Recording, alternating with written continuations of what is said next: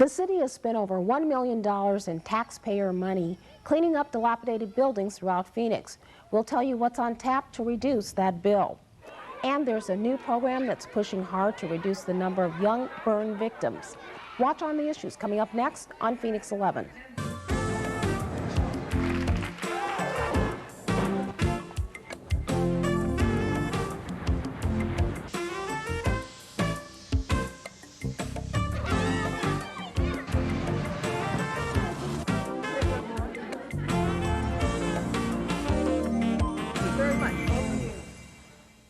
Welcome to On the Issues. I'm Paula Moore. If you've ever driven around the city and been disgusted by the sight of filthy, dilapidated buildings, you know how drastic the impact can be on your neighborhood. Here's more.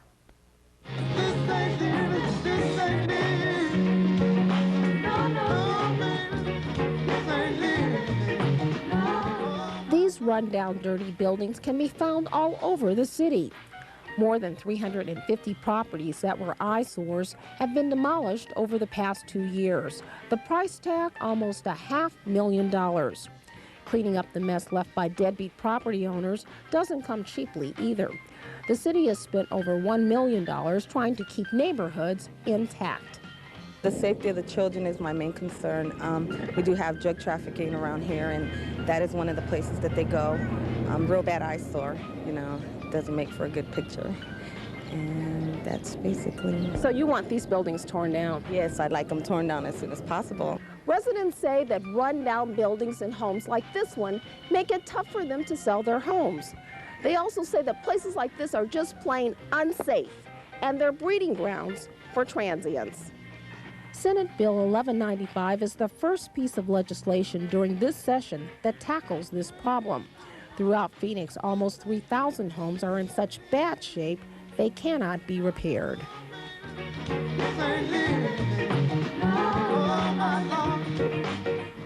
On the Issues now welcomes Councilmember Dave Siebert from District 1, along with Norris Nordville from the Intergovernmental Department. Welcome to you. Thank you, Paul. This is a very serious problem. These dilapidated buildings everywhere. They're all over. It is. Neighborhood blight. Some of these are in the middle of neighborhoods. It is a serious problem. Let's talk a little bit about 1195, that bill. Senate Bill 1195, yes. Sponsored by Senator Mark Spitzer. I want to thank him for his leadership role. This is, of all the bills that I see going through the legislature this year, probably the most important neighborhood bill. And it's simply because it puts the municipal lien from a court-ordered abatement in #1 priority. We currently put liens on property when we have to go in and clean them up. We use taxpayers' money. The problem is we only recover about 9% of the taxpayers' money.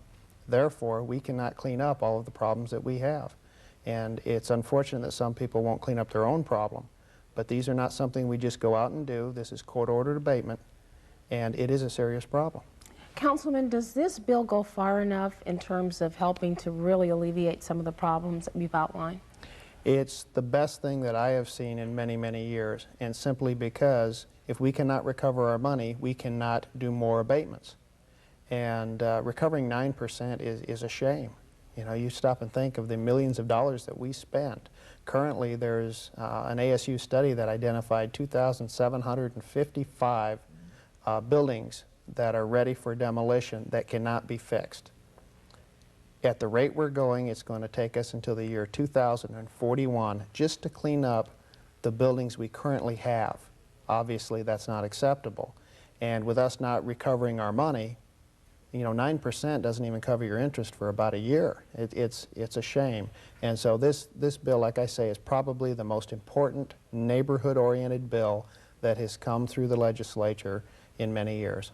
Norris, when would the bill take effect, and how would it go into operation? Paul, the bill will take an effect if it passes the legislature. It'll go in effect in July of this year. The legislature should be out. Their 100 days ends up about April 15th. So 90 days after the end of the session, the bill will go into effect. So it'll start in July. And so we're hoping that it'll pass. It hasn't passed yet. It's passed the Senate, and it's gone through the Committee of the Whole in the House, and now it's waiting for a final reading, and it should be final read within the next week or so. Okay, now in terms of property owners cleaning up their act before these liens would take place, Is this a time when they can really take action too? That's a good point, because we think with this new legislation that when the property owners in the past have known that when the city goes in and cuts the weeds or tears down the blight and puts fences around it or even has to demolish the house, that we put a lien on the property, but the lien is last in line. And so many times they let the city go and do all this work, because when they sell the property 20, 30 years later, then they have to worry about who they're going to get paid. So the city is sitting there with that lien, and we've got hundreds of liens out there that will never see the money for years to come.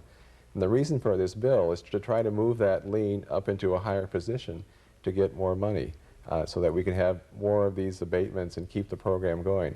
As Councilman Siebert said, that we've only got around $1 million a year, and a lot of this is federal funds, and we're being cut back on the federal money. And this is an issue where the neighborhood, we get many, many calls from all neighborhoods, all throughout the city, not just one area, that this is a problem, that it's a citywide problem. Okay. So, Councilman, do you think that the bill will then put the pressure on these landowners to do something? Absolutely. You know, people have talked and said, you know, this is a property rights issue. And it is. It's a property rights of the law-abiding citizen who takes care of their property, which is by far the vast majority of the people, against the property rights of somebody who does not follow the ordinances and laws within the city of Phoenix, and they abuse their right by having buildings. Some of these are not even fit for human habitation. There was one that they demolished in late '95 that had, I believe it was 70 people living in this structure with only 5 unoperable toilets, and there was cockroaches and rats and everything in there. It was terrible. And our average is $17,000 per structure to demolish these. And like I say, at the rate we're going, it's going to take us to the year 2041, and that is totally unacceptable. Just to get around to all of them? Just to the ones we've currently identified. There may be more out there right now that we haven't identified, along with the ones that deteriorate between now and the next century. Now, once they're boarded up and there's a fence around them and the windows are all closed, does that mean that they're abandoned in some cases too? Paul, in many cases, the buildings are boarded up and the owners may have even walked away from the property. Other times, people have broken in. They can be havens for people to sleep in there, homeless people. You may have some drug dealing. And so the neighborhood many of the neighborhood folks are really afraid of what's going on in that piece of property on that street. And so they would call the council member or call the city and say, you've got to do something.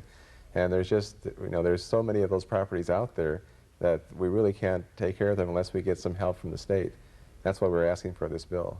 Okay, so that's why sometimes we see that they are boarded up and they're fenced off, so to speak.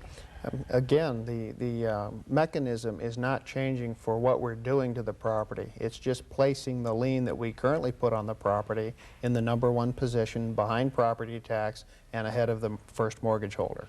And it's just our mechanism so that we can get the taxpayers' money back to the taxpayer. And it's a very responsible bill. I would like to thank Representative David Eberhardt from District 19, Representative Jim Wires from District 16, both who cover part of the City of Phoenix District 1. They were helpful when this was going through the House. And again, I think it's going to pass. I hope it passes unanimously because it is a neighborhood bill. That's exactly what it is. Councilman, let's talk about that a little bit, because when I got a chance to talk with a lot of the people that live in areas where there were buildings that were dilapidated, the first thing they said, they're fearful. They're fearful to even let their children play on the streets. That is correct, and these structures exist in every district in the City of Phoenix.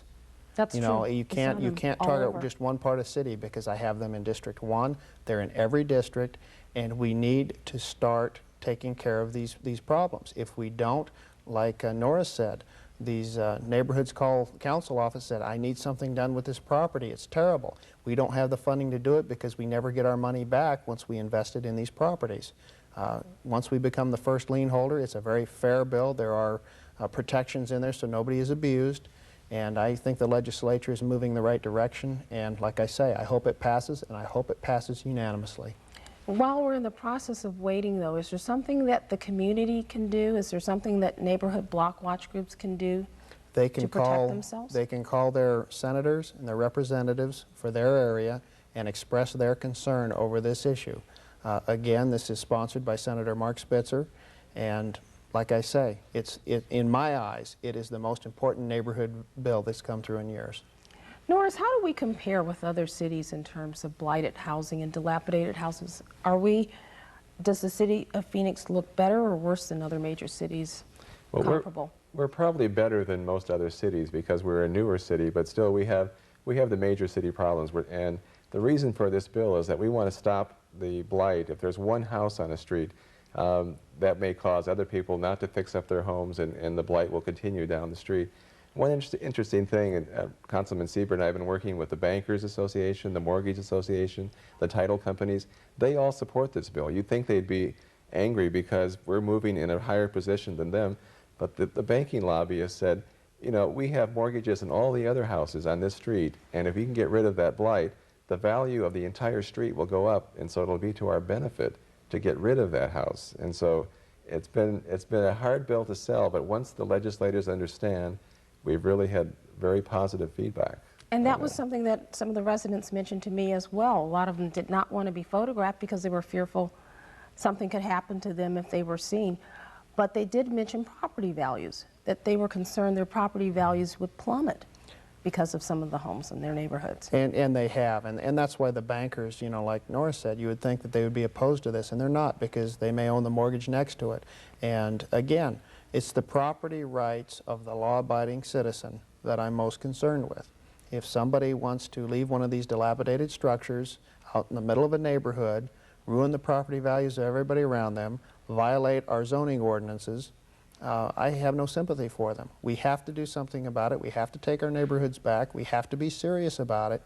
This, like I said, is one of the most important pieces of legislation I've seen come through in years.